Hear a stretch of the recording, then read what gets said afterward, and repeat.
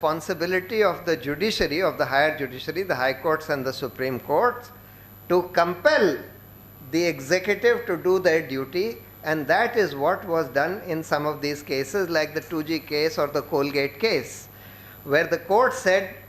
that it is clear that the CBI is not doing its duty, and therefore we are now going to monitor the investigations being done by the CBI. We will ask the CBI to give us monthly reports, progress reports to us, and we will ensure, we will see if they are now doing their duty or not. If they still do not do their duty, then we can ask some other authority, or we can create a special investigating team consisting of even some retired police officers or retired investigators who can investigate this matter, which they have done in a few cases. So this is one important role of the judiciary in corruption cases, that is to ensure that the corruption investigation is properly done by the police or by the CBI or by whichever authority, or to set up some other authority to do that, which is what they did in the 2G and the Colgate cases. The other role of the judiciary is to ensure that we have proper systems to deal with corruption which work, which is the exercise that the judiciary Supreme Court tried to do in that Hawala case, where they tried to make the CBI independent of the government, or even in that Satyendra Dubey's case, where they tried to ensure that a whistleblower authority is set up. That it did not do very much eventually is a different matter, but what I am saying is that one of the rights and responsibilities of the Supreme Court, as the Supreme Court has decided, is also to ensure that proper systems are in place. So that's why we had once filed, long time ago, long time before the anti-corruption movement started,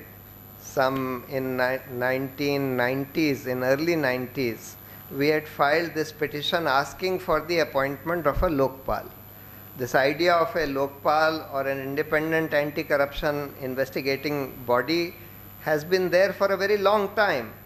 So we had filed that petition in the Supreme Court. Unfortunately, that petition just remained pending, and thereafter it was overtaken by this whole Lokpal movement and with this government law. So,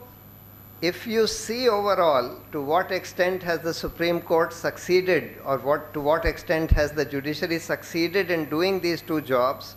which is firstly to ensure that there is an independent, credible and proper investigation into these corruption cases which are brought before the judiciary,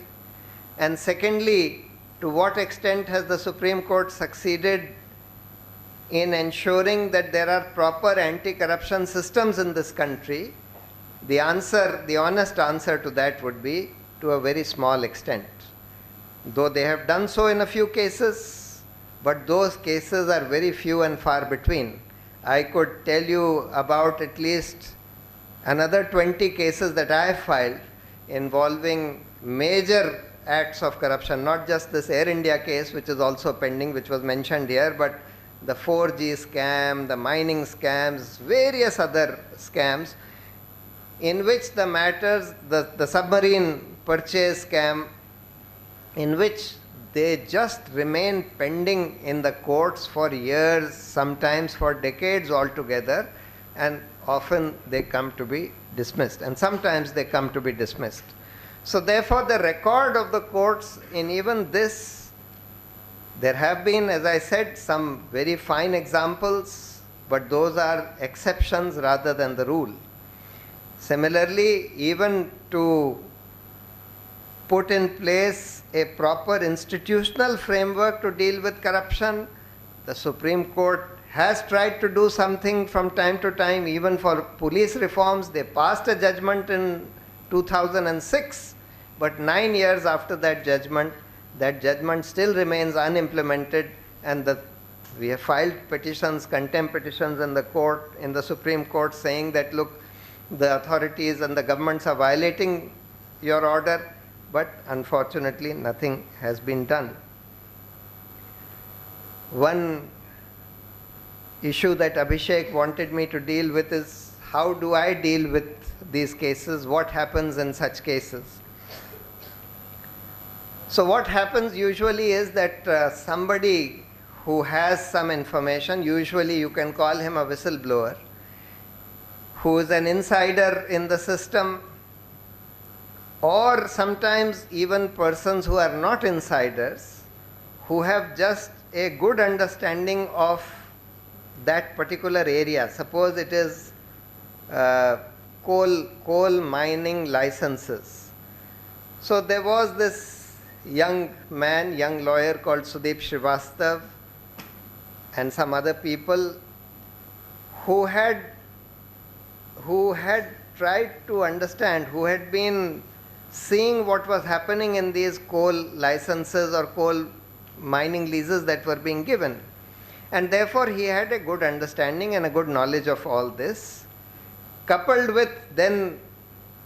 the CAG report came, both in the 2G case as well as in the coal case, as well as in the Air India case. In so many cases there have been CAG reports which have been highly useful and very instrumental in our being able to take that matter to the court. So you can get information either from an insider who is a whistleblower. You may get information from an outsider who has been following it. You may get information from some authority like the CAG who is auditing that particular area. Once you get, and today actually I get probably more information, the CBI lawyers complain to the court that I get more information than the CBI gets. And even sometimes when I file in the court, file notings of the CBI itself, the CBI lawyer has to ask me to give me also a copy because I don't have a copy. So what has happened is that with the collapse of the CVC as the whistleblowing authority, and with its loss of credibility, people have started turning increasingly to a person like me that, look, at least he is one person who will try and do what he can by way of taking this matter to the court, or by way of exposing at least the scam in the public. He will at least do something with this information, and therefore more and more people send this kind of information, whistleblowers or otherwise, to people like me, hoping that something will be done about it. They don't expect anything will be done if they go to the CVC, which has official powers to investigate such whistleblower complaints and official powers to protect such whistleblowers. But the CVC has completely lost credibility, and recently two very corrupt people unfortunately have been appointed to the CVC by this government as the Chief Vigilance Commissioner and another Vigilance Commissioner. So therefore, now of course nobody will go to the CVC anymore. So that is why one of the things that I am in the process of doing currently is to set up a citizens whistleblower authority or a citizens whistleblower forum, which will have some of the finest and some of the most eminent people in this country, some of the most trustworthy people in this country in that authority, and any whistleblower can send his complaint or send whatever information he has to this citizens whistleblower forum or authority, and this authority will have some researchers working with them who will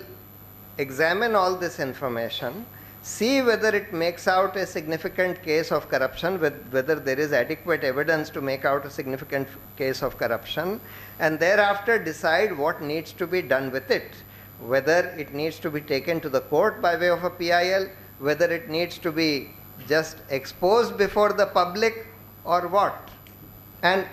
of course, to try and protect that whistleblower from administrative harassment and at least ensure that the authorities do not victimize that whistleblower. Because in most cases we have seen, in virtually every case, whistleblowers get harassed administratively and victimized. In very few cases, they are physically threatened, but in virtually every case, they are administratively harassed and victimized. And we have been saying this to the CVC in so many cases. I have personally gone to the CVC in at least half a dozen cases and have told them that at least exercise your authority and tell the government not to harass this whistleblower. They are harassing him, intimidating him by way of transferring, suspending, etc. And you are not doing anything in this matter, but they have refused to do anything in those cases. So anyway, that is some work in progress on which a public announcement is likely to be made soon about setting up of this Citizens Whistleblower Authority. So last I come to this question of what is the role of people like you, young people like you in this country, to deal with corruption, or not just with corruption. How can you become citizens, or what should you be doing to become citizens who at least do something, whatever they can, by way of making this country into a more just, into a more humane society? So the first thing, the first role of every young person, firstly, of course, why are young people important? Young people are important for the future of any society because, firstly, young people are the biggest stakeholders in the future of a society. Their whole life is before them. Unlike us who have passed through most of our lives, you people have your entire life before you, and therefore you are the biggest stakeholder in ensuring that this society becomes a more just, humane, and sustainable society. Today, the manner in which we are going, of course, everybody tells us that our Prime Minister tells us that we will have this Make in India, that we will make India